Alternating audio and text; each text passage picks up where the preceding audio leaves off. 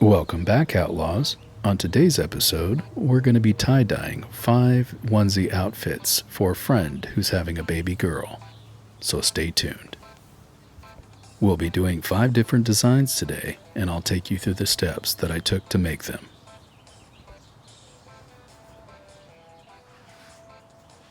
First, we're going to start with a bucket of water that we added a little bit of sodium carbonate to. We're going to soak the shirt for about 10 minutes so that it can react with the sodium carbonate, which will allow the ink to soak into the fibers of the cotton.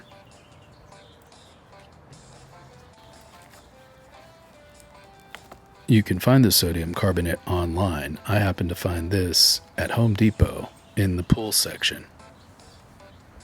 I added about half a cup to about half a gallon of water. This step is really important because it allows the ink to soak into the shirt. After squeezing most of the moisture out of the fabric, you let it dry for about 10 to 15 minutes, and then it should be ready to start tie-dyeing.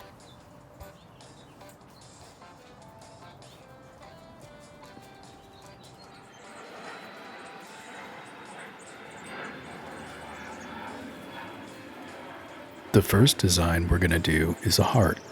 We're going to start by folding the onesie in half.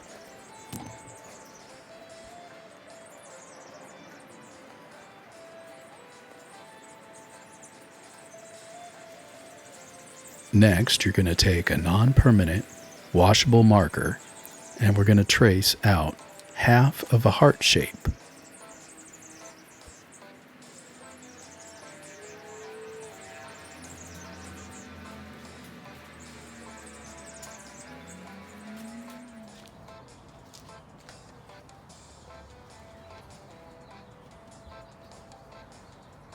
Now that we've done this, we're going to go ahead and carefully fold accordion style along the traced mark that we had made, trying to keep the line straight as possible.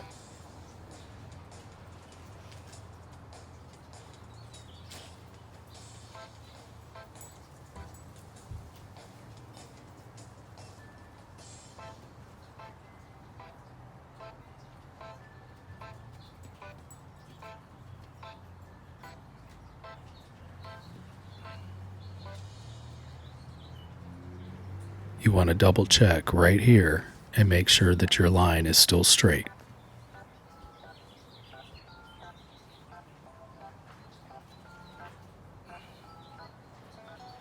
Carefully fold all your pleats together and keep them tight.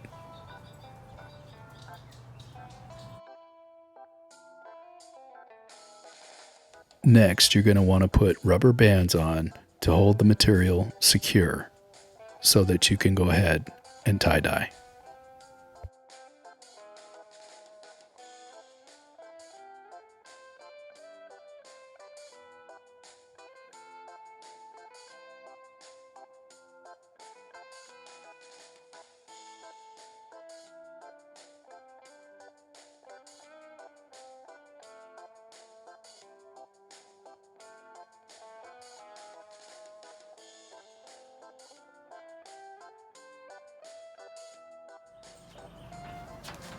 I use this old birdcage tray bottom with a screen to set the fabric on while I tie-dye.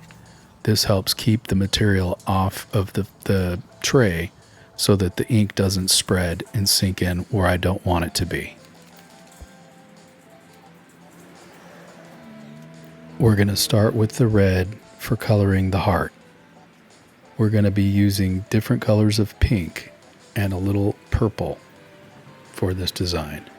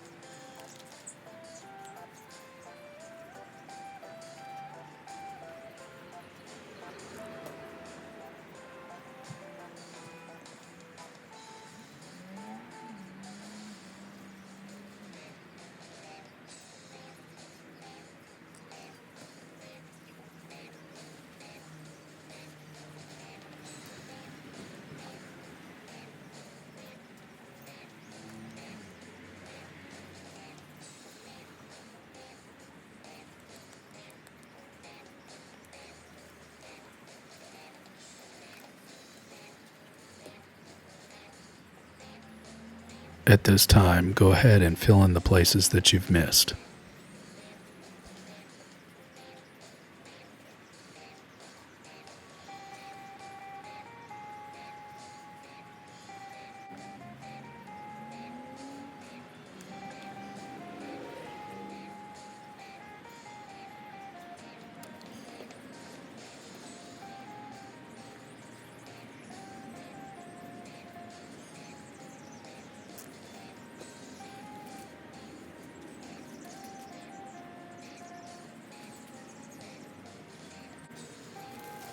Once again, we'll go ahead and soak the other onesies in the solution for about 10 minutes. Let them dry out for a little bit, and then we'll be ready to do the other designs.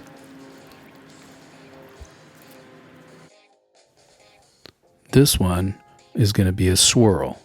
We're going to be doing it with 2 different colors of pink. We're going to use these hemostats here so that we can get a really, really nice tight swirl.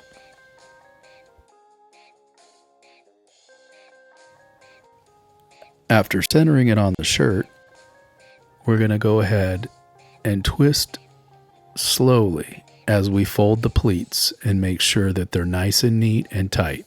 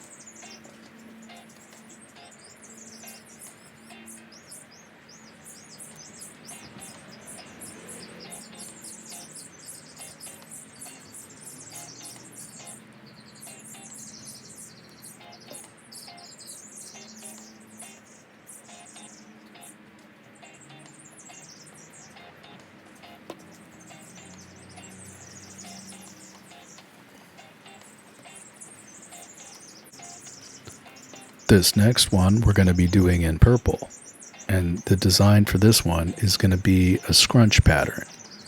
So what you do is you carefully scrunch it up and try to make it all even and make it as tight as possible, just like you did with the swirl, except you're scrunching it up. We're going to go ahead and take the rubber bands and tie it up the exact same way.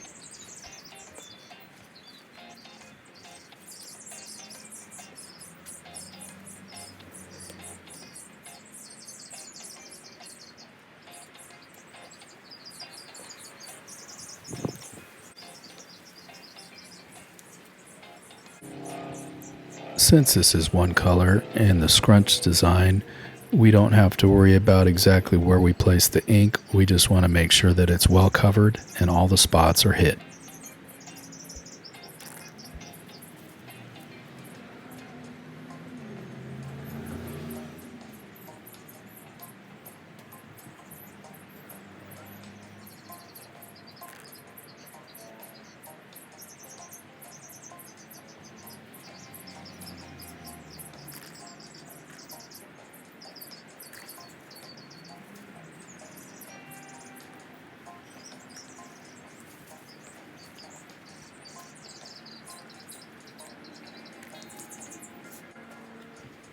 This one is going to be the backbone design.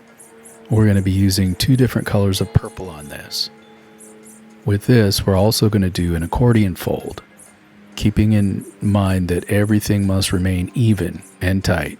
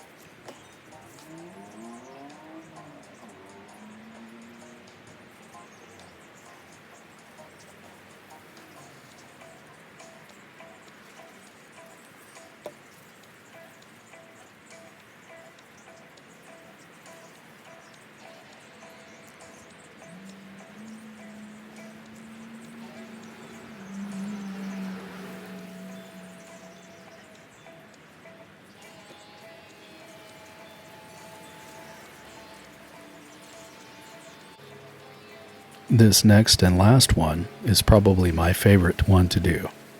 This is the Vortex. We're going to start with several different colors, but first we fold it in half at an angle, and then we're going to take our removable washable marker and we're going to draw half of a vortex.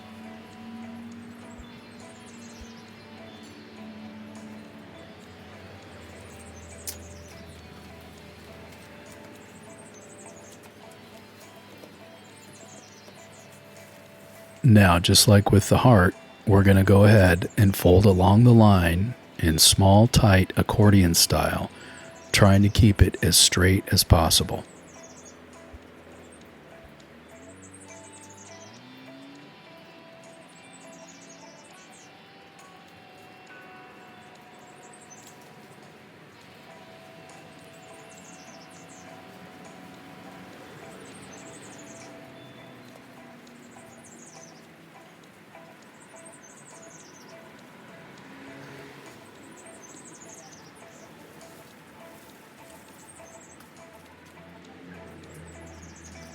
Let's go ahead and get some rubber bands on there so we can get it secure and it'll stay in place while we continue to do the rest of our folding.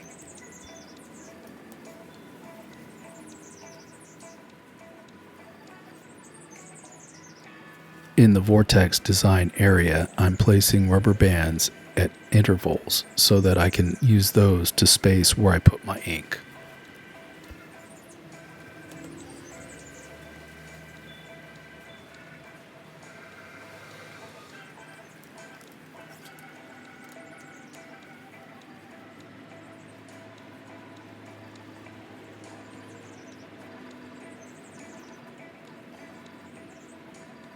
Now that we've got the little vortex area secured, let's go ahead and put rubber bands just to hold the rest of the piece together.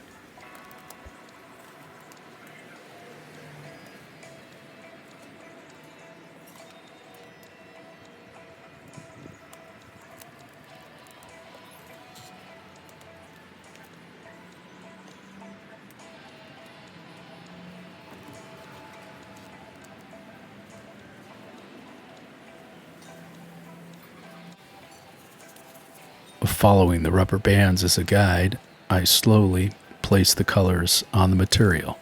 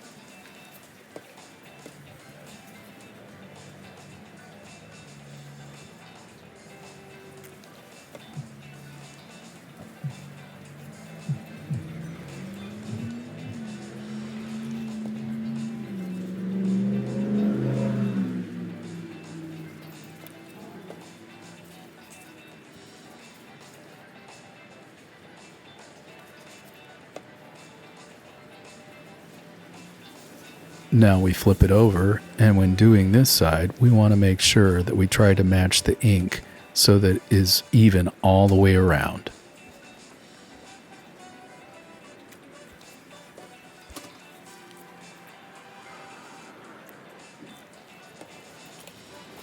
And now, what's going to really make this piece pop is we're going to take some black, and we're going to get a brush, and we're going to slowly brush a light coating just over the top of the outside of the ink that we've already placed on this material.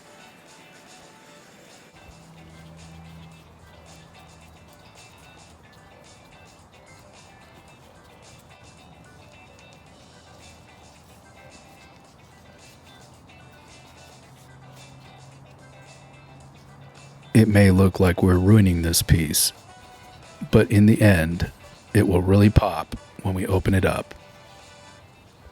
Now that we've set these pieces out for about 24 hours to cure, the ink is set and we're ready to take the rubber bands off, rinse them, and check them out. With all that being said, I'll be revealing these in the order that we dyed them.